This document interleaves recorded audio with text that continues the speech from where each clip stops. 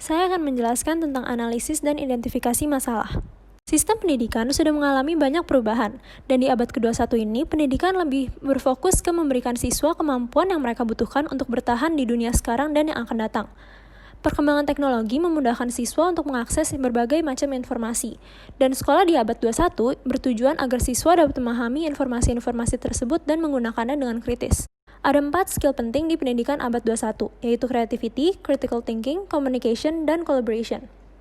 Pedagogi sekolah sekarang sudah mulai bergeser ke pendidikan yang otentik, student-centered, kolaboratif, dan menggunakan teknologi dalam pembelajarannya. Pembelajaran student-centered didukung dengan sistem pembelajaran yang konstruktif, di mana siswa diminta untuk menjadi aktif, social, dan kreatif. Communal space adalah ruang yang mendukung orang-orang untuk berkumpul dan bersosialisasi. Communal space juga dapat berperan sebagai open learning space atau flexible classroom atau open classroom. Flexible classroom secara inheren mendukung pendidik untuk menerapkan pendekatan pengajaran student-centered. Communal learning area memberikan kesempatan untuk mengembangkan 4C. Maka itu, communal learning area dalam pendidikan abad 21 merupakan salah satu aspek penting.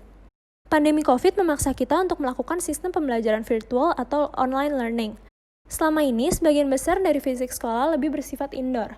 Maka sekarang, sekolah-sekolah ditutup untuk mengurangi resiko transmisi virus tersebut. Menurut penelitian, penularan virus lebih banyak terjadi karena aktivitas di indoor dibanding aktivitas di outdoor. Hal ini berhubungan dengan sirkulasi udara, terkenanya sinar matahari, physical distancing yang lebih mudah di outdoor, dan juga kemungkinan lebih kecil untuk menyentuh permukaan yang terinfeksi daripada di dalam ruangan. Menurut Edward T. Hall, proxemic spaces manusia ada bermacam-macam, yaitu intimate distance, personal distance, social distance, dan sisanya adalah public distance. Namun, masa pandemik ini merubah proxemic spaces kita seperti personal space kita membesar menjadi 2 meter, yaitu jarak minimal social distancing, dan social distance kita membesar hingga 6 meter. Saya menganalisa 3 preseden yang berada di abad 21, menerapkan sistem active learning dan independent learning, dan bersifat student-centered.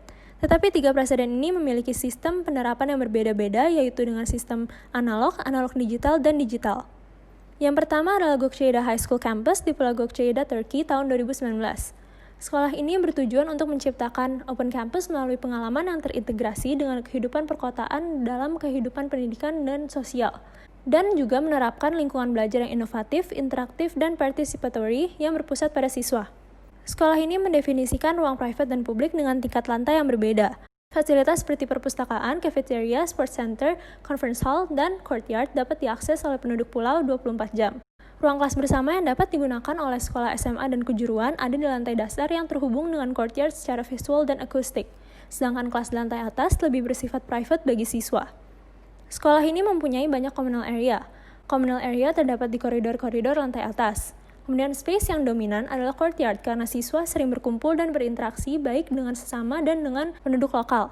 Koridor di lantai dasar dapat disebut sebagai learning pathways karena dapat dipakai untuk belajar di luar jam kelas. Kelas-kelas lain bersifat low communality. Ruang-ruang yang bersifat komunal di sekolah ini juga merupakan ruang yang mempunyai konektivitas tinggi. Kedua adalah Nerum Gymnasium di Denmark tahun 2004. Sekolah ini tergolong fleksibel dan mendorong murid-muridnya untuk berpikir kritis dan kreatif. Teknologi juga sudah mulai digunakan dalam pembelajaran. Pembagian ruang publik ke privat terlihat mulai dari pusat menuju ke pinggir. Sekolah ini mempunyai ruang terbuka di tengah yang disebut agora. Open learning spaces terletak di antara agora dan ruang kelas, dan perpustakaannya terhubung secara visual tetapi terpisah secara akustik karena berada di atas agora.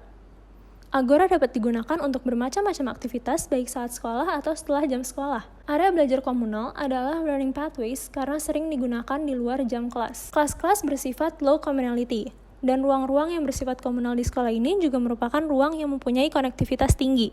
Yang ketiga adalah Lumion Amsterdam School di Belanda tahun 2019. Sekolah ini menggunakan program pendidikan KAD di mana setiap pendidikan murid berbeda-beda sesuai dengan kebutuhannya masing-masing. Semua pembelajaran menggunakan tablet. Main hall dan tangga spiral terbuka untuk publik karena dapat menghubungkan antara bangunan senior dan junior. Pintu sekolah ini sebagian besar transparan sehingga menyatukan communal learning area dengan ruang keras. Main hall merupakan communal area utama, dan open learning spaces terletak di setiap lantai agar murid-murid dapat belajar kapanpun dan dimanapun di luar jam kelas. Outdoor communal spaces ini hanya terdapat di lantai bawah gedung sekolah senior, dan ruang-ruang komunal mempunyai konektivitas tinggi karena dikelilingi oleh ruang kelas.